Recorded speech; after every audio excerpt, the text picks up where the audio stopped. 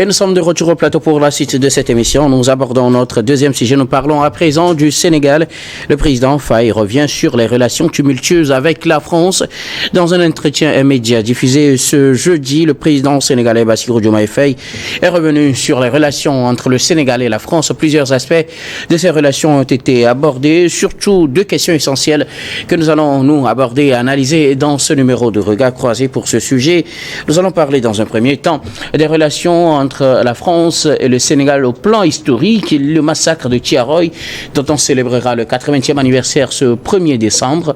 Le président sénégalais a annoncé avoir reçu un courrier de l'Élysée où le président français Emmanuel Macron reconnaissait en tout cas ce massacre commis par des Français. On attend encore que toute la lumière soit vraiment faite sur cette affaire. Nous en parlerons avec nos invités, mais nous aborderons également l'aspect militaire. Il annonce que la France va devoir retirer ses militaires. Rupture donc d'une certaine manière de la coopération militaire entre la France et le Sénégal. Interrogation également à se mettre avec nos invités. Je veux bien commencer par vous, Donatien Awesso. Vous avez suivi le président sénégalais Bassirou Diomaye Faye bien avant même son élection. Il s'est présenté comme étant un candidat de la rupture et cette rupture s'annonce sur plusieurs plans. Premièrement, l'aspect du massacre de Thiaroye, reconnaître les faits historiques et faire toute la lumière sur ces faits. La France aurait reconnu le massacre à travers l'Élysée. Merci. D'abord, nous avons constaté qu'après déjà la prise de fonction de Diomaye Faye, on avait senti comme si il ne voulait plus suivre ce qu'il avait eu à dire durant sa campagne, parce qu'il ne voulait pas d'une rupture frontale ou bien brutale. Mais il y a des critiques, les langues qui critiquent dans la masse. Et je pense que ça a fait que le président Faye s'est ravisé un tout petit peu. Ça, ce sont mes analyses. Mais ici, nous avons vu le président François Hollande qui avait en son temps reconnu un peu le massacre, mais nous avons des divergences. Ils ont des divergences de chiffres. Il y a des divergences de chiffres qui se font. On a un chiffre que les historiens donnent dans la centaine. On a un chiffre à moins de la centaine donné par la France. Ici, plusieurs centaines d'ailleurs. Plusieurs centaines, Sénégalais, bien sûr. Mais il y a vraiment du mépris des autorités françaises à l'égard de ce qui s'est passé en Afrique. Sans les Africains, je ne pense pas que la France sortirait des mains de Hitler et des nazis. Sans les Africains ont fait ce qu'ils ont pu faire. Et est-ce qu'on doit les remercier en monnaie de singe? On a voulu pratiquement blanchiser, si je peux néologiser ainsi, blanchiser l'histoire de la Deuxième Guerre mondiale, surtout vers la fin, la sortie, je vais dire, la victoire de la France, des Alliés, bien sûr, sur les nazis et autres. On a voulu que ça soit tellement... que les Blancs puissent être mis en exergue, oubliant que les tirailleurs sénégalais avaient fait assez. Qui parle de tirailleurs sénégalais, il y a plusieurs pays qui sont à l'intérieur. Le Togo même en fait partie, le Bénin est là-bas, la Guinée, plusieurs qu'on a menés là-bas. Les ex-colonies françaises de l'Afrique de l'Ouest et de l'Afrique centrale également. Qui allaient pour combattre un ennemi. L'Afrique n'avait rien, n'a y gagné, mais on était allé mourir pour la France. Et pourquoi ne pas remercier ces personnes-là? Et après on va, parce que ces tirailleurs réclamaient leur solde. On se lève tôt un matin, on va tirer sur eux. C'est comme cela on remercie les gens. Donc je suis ici content que le président sénégalais ait pu reconnaître. Mais maintenant, le président français ait pu accepter de reconnaître maintenant ce massacre. C'est de la barbarie même. Mais il faut qu'on revienne véritablement à un chiffre qui soit les chiffres des chercheurs sénégalais. Ça s'est passé sur la terre sénégalaise. Et ici, j'en veux beaucoup à la France qui a fait du mal, vraiment, dans l'esclavage. Pas de l'esclavagisme, comme l'aurait dit le cousin à Prince Johnson sur le plateau ici. Mais l'esclavage, ça a été vraiment quelque chose, une étape très malheureuse, malencontreuse, comme on l'a dit. L'Afrique a eu comme malheur d'avoir rencontré la France sur son chemin. Si jusqu'à maintenant, la France n'arrive pas véritablement à reconnaître ses torts, reconnaître juste pour dire 70, 80, c'est minimiser toujours, il y en a de ces tirailleurs qui vivent actuellement, hein. Il y en a qui sont toujours là, qui sont toujours vivants, très vieux, mais en écoutant ça, ils feront pousser un ouf de soulagement, mais pas totalement. Parce qu'il faut quand même l'ampleur, ce qui s'est passé, il faut qu'on reconnaisse ça. Des gens sont allés mourir pour la France. Et pour reconnaître, c'est avec le revers de la main qu'on reconnaît. Je ne suis pas trop partant, mais le président Diomaye Faye, c'est bien qu'il ravise sur ses positions et qu'il revoie les relations entre la France et le Sénégal. Il faut véritablement que la France, le cordon ombilical France-Afrique puisse être coupé pour que l'Afrique puisse prendre son envol. Voilà ce que je peux dire un peu pour le moment. Alors, Kokouvia Baïli Abassa, la France aurait reconnu qu'il y a bel et bien eu un massacre à Tiaroy, près de Dakar, en 1944, le 1er décembre précisément, où des tirailleurs sénégalais auraient été massacrés. Maintenant, à quelle hauteur, pour le moment, toute la lumière n'est pas encore faite, mais ça fait partie des déclarations du président Faye dans cet entretien médiatique. Oui, reconnaître d'abord que c'est du massacre par le président français, ça c'est un fait. Il faut dire qu'il n'est pas le premier, parce que le président François Hollande l'avait reconnu dans le temps, il avait dit que c'est 35 morts, et après il a dit oui, il a augmenté le volume. Il n'a jamais reconnu que ce soit un massacre. Bon, il a parlé d'une répression. Et justement, sur la question, plusieurs termes circulent, mutinerie, répression, massacre, vient de parler de barbarie tout à l'heure. Le président Hollande avait bel et bien dit qu'il s'agissait d'une mutinerie qui a été réprimée. Voilà là où lui s'est arrêté. C'est justement ce que j'ai dit. Quand on sait que sur la question, certains préfèrent utiliser le terme barbarie, d'autres utilisent le terme massacre, et que le président français parle de mutinerie, de répression, finalement, il va falloir faire toute la lumière sur cette question. Il faut comprendre ce que Hollande disait. Hollande ne parle pas d'un massacre. On parlera de massacre lorsqu'on sera réellement dans le sujet. C'est-à-dire qu'il y a des gens qui réclamaient quelque chose. Et au lieu qu'on leur donne cela, c'est comme les manifestations des travailleurs qui réclament quelque chose. Et là, on leur dit, non, vous ne pouvez pas marcher, vous ne pouvez pas réclamer. Et puis, on réprime. C'est là où Hollande s'est arrêté. Aujourd'hui, Macron va plus loin pour dire en réalité qu'il s'agit d'un massacre. C'est-à-dire qu'il n'y a pas eu de mutinerie, mais les gens réclamaient quelque chose pacifiquement et on a tiré sur eux. Mais Hollande en son temps. On va permettre à Bassa de continuer au risque de trop tirailler sur le terme massacre ou mutinerie. Merci de m'avoir retourné la parole. Et la présidente de M. Eric, elle est capitale. Parce que dit aujourd'hui, de reconnaître aujourd'hui par la France que c'est du massacre, c'est que le dossier a évolué quelque part. Évidemment. Sauf que la France fait toujours blocus sur les dossiers qui permettront de connaître clairement le nombre des tirailleurs sénégalais qui ont été massacrés. Il faut dire qu'il y a 3 fosses communes que les gens n'aiment pas vraiment évoquer au niveau de Tiaroy. Il y a 3 fosses communes qui ont enterré des milliers comment on appelle, des corps. Selon certains, est-ce qu'on peut parler de milliers, puisqu'on n'a pas encore le nombre. Exactement, je dis bien, selon certains, il y a un historien sénégalais qui a dit que c'est 191 comment on appelle, personnes qui ont été massacrées. D'autres personnes parlent de 400. Donc les chiffres évoluent selon. Et la France s'arrête aujourd'hui à 70, d'après les informations militaires, les archives militaires qui ont été ressorties. Mais nous tous, nous reconnaissons que c'est vraiment, ce n'est pas 70, mais c'est au-delà. Donc il faudrait vraiment que les gens fassent vraiment de la lumière sur ces faits pour que la situation soit éclairée à tout le monde. Dire que c'est du massacre, c'est un fait, mais reconnaître le nombre réel, le nombre exact des personnes qui ont été massacrées. Et qui a donné l'ordre de tirer, qui a tiré, tout ça là. Bon, nous savons que c'est l'armée coloniale et la gendarmerie française qui ont tiré sur ces tirailleurs, mais qui sont réellement les commanditaires de cette massacre. Nous voulons vraiment que la lumière soit faite sur ce point. Merci beaucoup. C'est très important. Merci beaucoup à vous, Kokovia Baili Abassa. Je viens, avant d'aller à Eric Johnson, Donation, vous voulez ajouter quelque précision.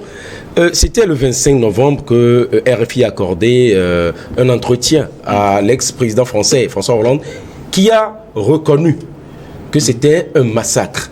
Maintenant, il disait que les décisions de tirer ne venaient pas du haut commandement. C'est-à-dire on est en train d'enlever la culpabilité du général de Gaulle à l'époque. Que cela venait des gradés de l'époque. Donc c'est eux qui ont pris cette décision-là de réprimer les tirailleurs sénégalais qui réclamaient leur solde. Que ça ne venait pas du haut commandement, parce que quand on parle du haut commandement, ça entache en même temps le président de la République. Donc François Hollande aussi l'a reconnu, et il l'a pas reconnu en son temps. C'est pas quand c'est pour revenir sur les faits les plus récents. Merci pour le détail.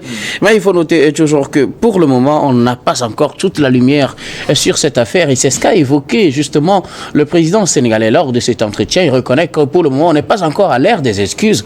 Le président français a juste reconnu qu'il y avait bel et bien eu des massacres à Tiaroy à l'époque. Non, le président Diomaye Faye cherche juste les détails sur ce massacre. On ne peut pas nous dire qu'il y a des gens qui essayaient de manifester. On a tiré sur eux. Quelqu'un vient dire qu'il s'agissait d'une mutinerie. Une mutinerie, ça veut dire que les gens ont sorti des armes et ils ont commencé par tirer, alors que ce n'était pas le cas. Et donc, aujourd'hui, Diomaye Faye cherche à avoir toute la lumière sur cette affaire. Il n'est pas seul, nous tous nous cherchons. Quand il aura, c'est le président du Sénégal après tout, et donc quand il aura tous ces détails, alors il pourra penser maintenant à la réparation. Parce qu'il ne suffira pas seulement de venir s'excuser par rapport à ce massacre-là, et ça allait s'arrêter là. Il faut aller plus loin. C'est pour ça, Diomaye Faye, il est très incisif là-dessus. Il dit, oui, vous reconnaissez, maintenant il faut aller dans les détails. Il veut les détails. Et c'est très important pour un peuple qui veut se reconstruire. D'ailleurs, c'est pour cette raison qu'il pense que la présence même d'une force française au Sénégal en sera de trop. Parce qu'on ne sait pas ce qui peut se passer à tout moment. Encore peut-être une autre mutinerie et encore un autre massacre. Voilà. Alors pourquoi cherche-t-on tant à faire la lumière sur ces faits, Eric, rapidement, avant qu'on aborde l'aspect militaire? Nous sommes dans des faits historiques. L'histoire est, comme on l'avait déjà dit ici, je crois, la semaine dernière ou la semaine d'avant, on a expliqué que l'histoire nous permet de construire notre avenir. Et ça nous permet aujourd'hui de vivre, de savoir comment les choses se sont faites pour que nous puissions nous retrouver ensemble et aujourd'hui. Et donc, pour savoir ce qui s'est passé et construire l'avenir, il faut qu'on ait tous les détails. C'est très important parce que, vous savez, je disais tantôt, au-delà de la reconnaissance de ce massacre, il faut des réparations parce que c'est des vies humaines qui ont été perdues ainsi par le peuple sénégalais. Qui sait si parmi ces tirailleurs-là, il n'y aurait pas un président du Sénégal qui aurait permis le développement de ce pays. Et donc, vous savez, les bras valides, lorsqu'on les enlève d'un pays, on parlait tantôt de l'esclavage et tout ça, lorsqu'on enlève les bras valides d'un pays, c'est qu'on est en train de tuer le pays. Et c'est ce que nous vivons. Donc, pour l'histoire et pour construire l'avenir, il faut forcément connaître tous ces détails. C'est très important. Merci beaucoup. Alors, je reste toujours avec vous, Eric Johnson, pour aborder le deuxième aspect de cette interview, ou du moins ce que nous allons analyser. Et c'est cette annonce du président sénégalais. Pour des raisons de souveraineté, la France va devoir revoir sa présence militaire en Afrique, et surtout au Sénégal. Il va falloir que les militaires français quittent le territoire. En quelque sorte, pour reprendre l'idée derrière cette déclaration du président sénégalais demandant le retrait des forces françaises. Pourquoi il y avait les forces françaises en Afrique? Les bases françaises qu'on avait, on était après la Deuxième Guerre mondiale, chacun protégeait ses intérêts. Et donc les Français installaient leurs bases un peu partout en Afrique en se disant que c'est pour protéger leurs citoyens en cas de situation délictueuse ou critique. Et aujourd'hui, je pense que les Français eux-mêmes reconnaissent que, au-delà de tout, si nous savons que il y a le terrorisme que tout le monde combat un peu partout dans le monde, et le djihadisme et tout ça, au-delà de ça, la présence des forces françaises n'est plus importante aujourd'hui en Afrique. Il faut qu'on reconnaisse cela. Et je crois que c'est un combat de ceux-là qui se disent panafricanistes, savent vraiment rassembler les Africains. Je dis, aujourd'hui, il faut que forcément les forces françaises se retirent du continent. Et cela ne veut pas dire que les Français sont renvoyés de chez nous. Parce que aujourd'hui, nous ne pouvons plus dire que nous allons vivre en autarcie. Ça n'existe plus dans aucun pays. Nous avons besoin des autres.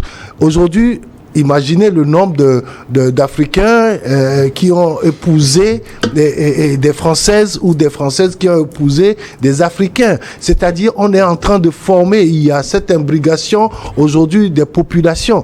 Et donc, à partir de ce moment, on ne peut pas dire les Français dehors. Mais par rapport à la présence militaire, il faut retirer ces forces militaires-là, mais dans des zones, puisque nous avons des accords de coopération qui nous permettent de faire appel à nos pays frères et amis à tout moment lorsque nous sommes dans des situations de guerre ou de conflit. Donc, les Français peuvent rester chez eux. Lorsque nous aurons besoin d'eux, ils pourront venir nous aider pour pouvoir combattre des forces du mal. Et une nuance qu'apporte le président sénégalais, c'est que ce retrait qu'il demande n'est pas synonyme de rupture totale. Oui, justement, justement, je suis d'avis. Ce n'est pas une rupture. Mais parce que, comme je le disais tantôt, nous ne pourrons pas rompre nos relations avec la France. C'est indéniable parce que nous avons une coopération très poussée avec la France, et ce qui, sur tous les plans, sur le plan éducation, sur le plan commercial, etc. Mais sur le plan militaire, parfois, ça frise un peu une certaine mainmise de la France sur nos États. Et donc, on a besoin quand même que ces forces-là se retirent. Donatien Ressort, le Sénégal est un pays indépendant, c'est un pays souverain et la souveraineté ne s'accommode pas de la présence de bases militaires dans un pays souverain. Et ça faisait partie des déclarations du président sénégalais Bassirou Diomaye Faye par rapport à cette présence militaire française. Il demande le retrait, le départ des militaires français. Il a assuré, est-ce que ce n'est pas une sorte de rupture totale avec la France? Ça ne veut pas dire qu'on ne veut plus de la France, mais aussi dit qu'on peut continuer à améliorer la coopération en prenant l'exemple, en tout cas, de la Chine. Il dit les autorités françaises doivent envisager d'avoir un partenariat dépouillé de cette présence militaire-là, mais qui soit un accord riche, un partenariat fécond, un partenariat privilégié et global, comme nous l'avons avec beaucoup d'autres pays. Alors, comment comprendre une telle position? Au même moment, on demande le départ de la France. Mais c'est comme si on ne voulait pas trop tirer comme les autres sur la France. On dit non, ce ne sera pas une rupture, mais on sent que c'est une rupture. Merci beaucoup, c'est ce que j'ai voulu dire. Vous avez marché sur ma langue. Les deux entités savent ce qu'ils disent. c'est diplomatique. Le Sénégal se débarrasse de la France et ne veut pas le dire comme tel. Oui, le Sénégal veut se débarrasser de la France, mais ne peut pas le dire ainsi parce que ça sera mentionné et ça pourra entacher des relations parce qu'ils vont se retrouver toujours dans des rencontres internationales, ils vont se retrouver toujours dans d'autres sphères. Donc, mieux vaut mettre un peu du bémol dedans pour ne pas être catalogué comme étant comme les pays de l'AES. Voilà, donc le Sénégal veut faire ça un peu à la soft et les pays de l'AES ont fait ça un peu à la hard. Des fois, c'est comme si... Mais pour vous, c'est la même chose? Pratiquement, on se débarrasse de la France. C'est juste qu'on ne veut pas le dire explicitement. Implicitement, on ne veut plus de la France. Donc, quand on parle de souveraineté d'un État, il faut votre monnaie et votre sécurité, que ce soit intérieure ou extérieure. Donc, si vous avez encore des bases militaires d'autres pays chez vous, sachez-le, si vous ne servez plus leurs intérêts, les intérêts de ceux-là qui se sont installés, ils passeront par ces bases-là pour vous déstabiliser. C'est très simple et raison pour laquelle Diomaye Faye l'a compris. Au départ, il n'avait pas voulu faire, comme je l'ai dit, comme les gens de l'AES, comme ces militaires de l'AES, mais il a compris qu'au finish, il faut véritablement couper ce cordon ombilical. Ce cordon ombilical nous tire toujours vers l'arrière. Donc, on avait parlé tout de suite là de faire la lumière sur des situations antérieures qui se sont passées. C'est de bonne guerre. S'il n'y avait pas de lumière, la France fait assez obstruction à tout ce qui pourrait enlever le voile sur ce qu'elle a eu à faire. Donc, il faut que la France quitte pour qu'on puisse se lancer vraiment dans certaines conquêtes pour des vérités. Sans la vérité, on ne peut pas avoir de justice. Et sans la justice, tu ne peux pas avoir de réparation ni de réconciliation. Raison pour laquelle on l'a si bien dénommé ici chez nous, la CVJR. On n'a pas mis le R avant le V et ni avant le J. Il y a le V d'abord qui est venu avant le J et le R. Donc quand on ment sur le passé, on ne veut pas vraiment expliquer aux gens. Vous allez voir, la France change son programme éducatif de temps en temps et l'accommode véritablement à ce qu'on doit enseigner aux enfants. Il faut qu'on leur dise ce qui s'est vraiment passé, qu'on dise la vérité. Même si ça doit blesser, il faut qu'on la dise. Et après ça, il y aura des réparations, il y aura la justice. Il y a des gens qui ont été spoliés, il y a des gens dont la famille a été détruite. Vous voyez, quand le mur de Berlin a été construit, il y avait l'Est, il y avait l'Ouest. Il faut quand même que la justice puisse être de mise. Et après, on va voir s'il peut y avoir la réconciliation. Sûrement, quand la vérité est là, et quand la justice est faite, c'est que la réconciliation est sur le chemin. Donc, le président Faye, je crois qu'il est en train d'entendre raison, surtout sur les réseaux. Actuellement, le monde est assez dans les réseaux sociaux. Même si il y a pas trop de vraie vérité, si je vais le dire ainsi, sur les réseaux sociaux. Quand même, les réseaux sociaux sont maintenant un terroir où on écoute, on analyse et on va les étudier. Merci beaucoup à vous, Donatien. Alors, le deuxième aspect abordé, c'est ce départ réclamé par le président sénégalais Bassirou Diomaye Faye. Je parle donc à vous, Abassa.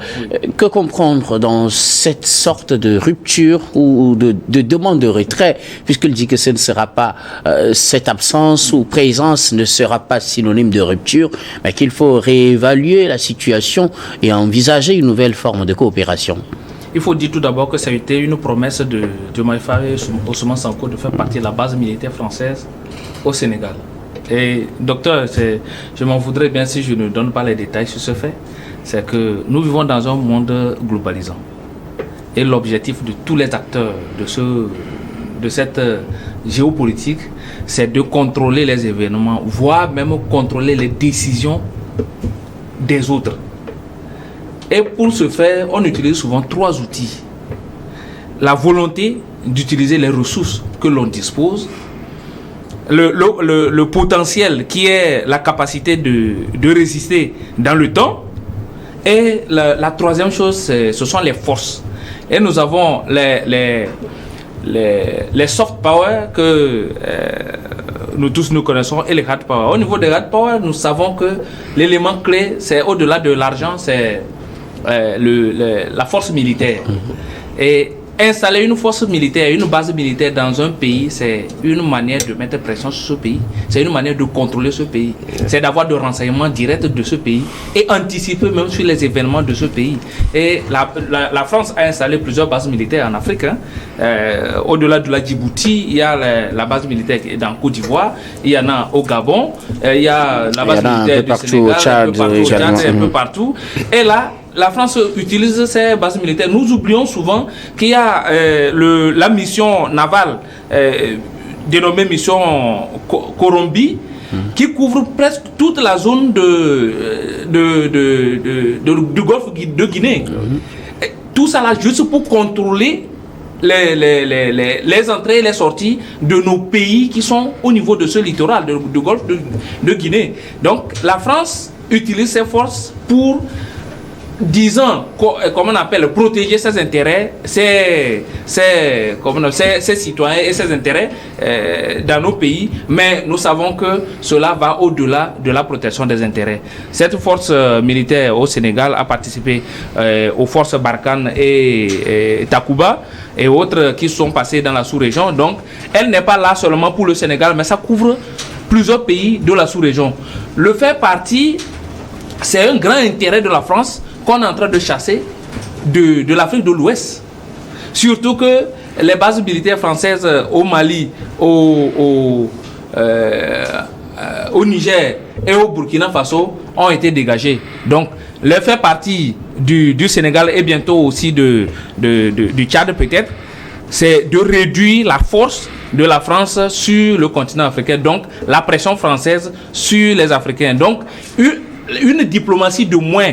Un point de moins pour la diplomatie française en Afrique. Donc, ça ne peut pas faire la fierté des Français, même si Jean-Marie Bockel, qui est le conseiller de l'envoyé spécial d'Emmanuel Macron en Afrique sur le plan militaire, avait dit qu'ils vont réduire les forces françaises en Afrique selon le rapport que lui il a proposé, il a soumis à Emmanuel Macron. Cela ne veut pas forcément dire qu'ils sont prêts à faire partie de leur base militaire et leur demander de faire partie d'une base militaire. C'est vraiment réduire encore de plus la présence militaire française en Afrique. Et il faut dire que cette base militaire, comme on appelle au Sénégal, compte plus de 350 hommes.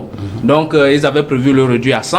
Aujourd'hui, on leur demande carrément de partir. Donc je me demande les épisodes qui vont suivre entre la France et le Sénégal dans cette histoire. Merci beaucoup à vous tous pour vos contributions. Nous allons marquer la pause pour le journal, puis on reviendra tout à l'heure pour la suite de cette émission.